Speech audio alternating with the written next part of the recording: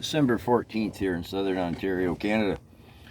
So as I watch the social media to get a take on, where we are politically in Canada, or where the people in Canada are politically, I see a young guy's popped up on TikTok, and I gather he's on YouTube as well. And he starts out by saying, well, I don't like Justin Trudeau and the Liberals necessarily, but Pierre Poilievre and the Conservatives are terrible. They're just for big corporations, and off he goes, right? Now, the first few videos I watched, I thought, well, he's a scripted troll because he has all of the mainstream media WEF agenda talking points, right?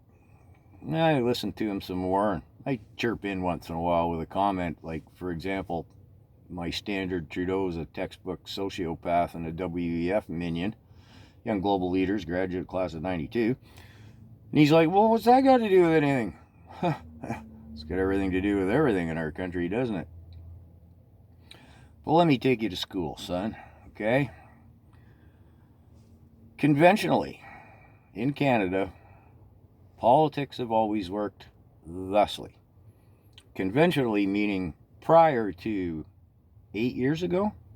I figure date, number, ring a bell for you, mean anything to you?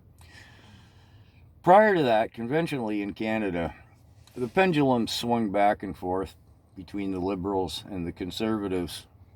I'll come to the NDP in a moment. The Liberals meant what their name meant. They were a little more liberal with government spending, government programs, and taxing the population to support said programs. Canadians conventionally, up until 8 years ago, loathed debt and deficits, and nobody ever likes taxes. So it would swing back to the Conservatives, who would then cut programs and hence cut taxes.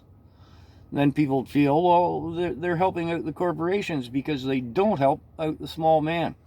And this became ingrained in the Canadians' concept that the Conservatives were not for the little people, the Liberals were. It wasn't quite true, but this became ingrained in the Canadian voters' consciousness. We may as well touch on the NDP. Being socialist, they're all about programs. Everybody should have everything for everybody all the time, and of course taxes go way up when that happens, right? So on a couple of occasions in my lifetime, the pendulums, they get so exasperated between the Liberals and the Conservatives. A couple of times we've actually elected in a federal NDP government. And like a term later, it's like, okay, that was a mistake. The NDP, of course, now has no platform, often referred to as the No Damn Party, the Supply and Confidence Agreement, negating our parliamentary democracy, creating a true dictatorship.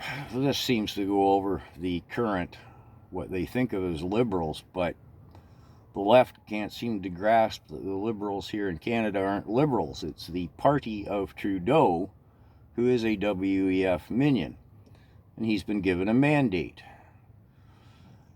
If you want to understand what that mandate is, you lefties, take a look at what happened in Sri Lanka.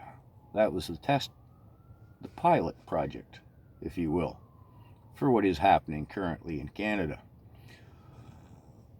So your antiquated argument that the Conservatives are for big corporations and not for the little man, well, doesn't hold any water. Not when you put it up against that our country's being run by a WEF minion. And well, he's doing quite well for himself, isn't he? His personal wealth having gone from 10.5 million to Forbes' latest account was 385 million or something. Anyways, there's a new reality in politics, and you, young man, in particular, you've got to get your head, give it a shake. Give it a shake and start afresh. There's a new normal in Canada. There's nothing normal about it.